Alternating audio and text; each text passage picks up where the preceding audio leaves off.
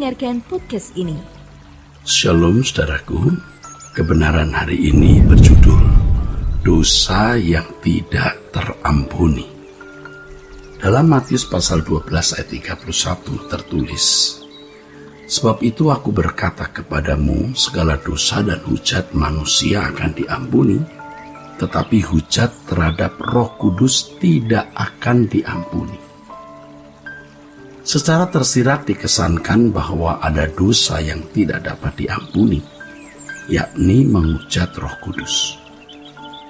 Muncul pertanyaan, kalau Allah Maha Kasih, mengapa Ia bisa tidak mengampuni dosa yang satu ini? Sebagian orang yang ingin menyangkal keberadaan Allah menyimpulkan bahwa Allah tidak konsisten pada dirinya sendiri. Padahal Ia Maha Kasih, namun Ia tidak dapat mengampuni kesalahan yang satu ini. Nah, apakah hal ini benar? Bagaimana kita menanggapinya? Saudaraku, sesungguhnya kita tidak perlu dan memang tidak boleh meragukan Allah dalam hakikatnya yang sempurna. Artinya adapun penyebab dari tidak dapat diampuninya dosa menghujat Roh Kudus bukan terletak pada diri Allah, namun pada diri manusia. Nah, sebelum membahas lebih lanjut, kita harus memahami terlebih dahulu apa itu dosa menghujat Roh Kudus. Menghujat Roh Kudus tidak boleh dipahami sekadar suatu tindakan melontarkan kata-kata yang tidak pantas terhadap pribadi dan karya Roh Kudus.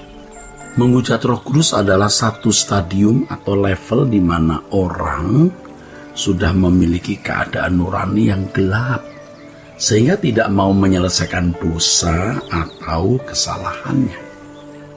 Contoh dari orang yang menghujat Roh Kudus seperti yang dikisahkan dalam Alkitab adalah oknum orang Farisi dan ahli Taurat yang menuduh kuasa Yesus dalam menyembuhkan orang sakit berasal dari Beelzebul atau penghulu kuasa gelap. Sesungguhnya, saudaraku, ini adalah cerminan dari nurani yang sangat gelap, di mana mereka melihat suatu hal yang sangat baik menjadi sangat buruk. Dapat dibayangkan betapa bahagianya banyak orang melihat ada yang disembuhkan dari penyakitnya secara bertahun-tahun, tetapi para ahli Taurat dan orang Farisi tersebut malah mencoba untuk melihat peristiwa tersebut dari sisi yang berlawanan, karena mereka tidak suka tersaingi. Mereka sesungguhnya tidak berfokus pada penyelamatan manusia, tetapi sibuk dengan agenda pribadinya. Sehingga ketika Tuhan melawat mereka dan berada di depan mata mereka, mereka tetap tidak mampu menghayati kehadiran Tuhan. Hal ini terjadi karena nurani mereka yang sudah gelap dan dibutakan oleh ambisi untuk dihormati. Saudaraku, terdapat kebenaran mahal terkait perihal menghujat Roh Kudus ini. Tidak secara instan seseorang bisa mencapai nurani yang gelap.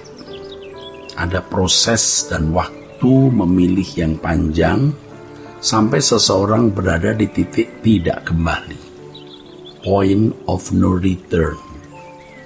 Seseorang yang hatinya sudah sampai tahap mengeras dan tidak bisa lagi diubahkan pasti terbiasa untuk menunda pertobatan. Ia tahu apa yang benar dan salah, tetapi tidak memilih untuk melakukan yang benar. Ia berpikir, ya kali ini saja, untuk membiarkan dirinya masuk dalam kesalahan. Ditambah lagi ia berpikir bahwa dirinya masih manusia yang lemah dan penuh kesalahan. Sehingga dalam benaknya ia memaklumi diri secara berlebihan. Saudaraku, makin hari nurani orang semakin tidak peka terhadap suara dan tuntunan Roh Kudus. Sampai pada titik ia tidak dapat lagi mengikuti tuntunan Roh Kudus yang menghendaki pertobatan. Oleh sebab itu, saudara, hendaknya kita tidak menunda pertobatan hanya karena kita ingin menikmati kesenangan tertentu. Kesempatan untuk bertobat bisa jadi tidak datang lagi, tidak datang kembali atau tidak ada lagi jika kita menyia-nyiakan kesempatan untuk bertobat.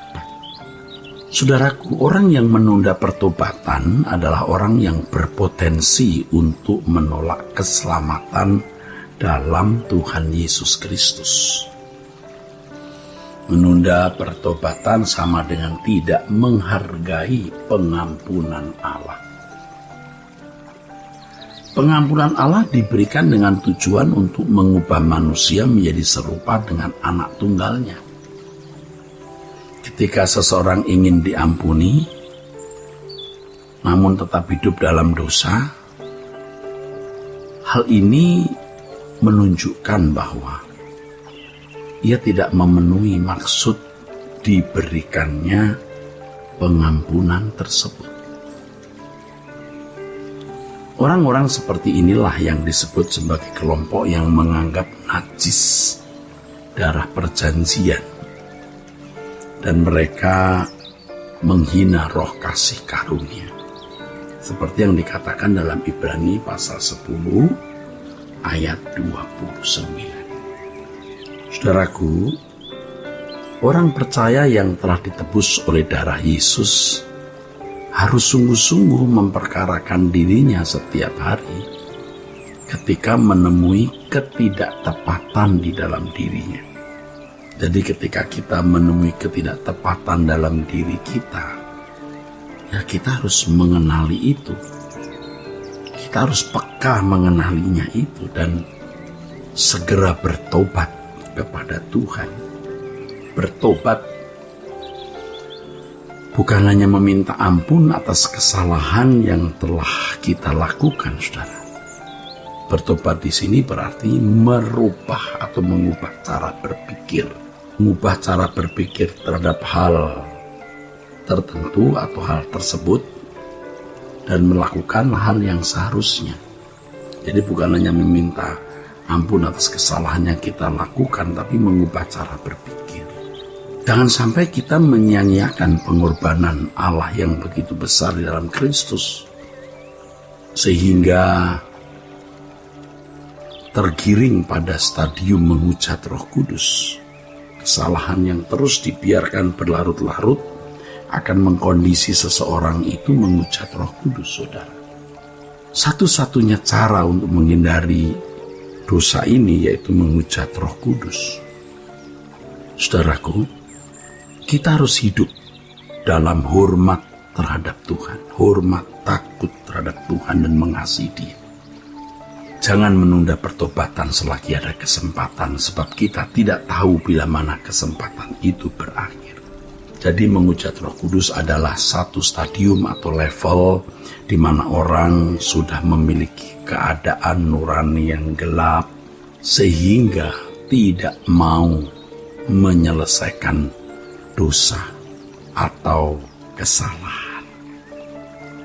Nah, saudaraku, inilah kebenaran hari ini. Kiranya kebenaran hari ini memberkati saudara-saudara sekalian. Sola Gracia.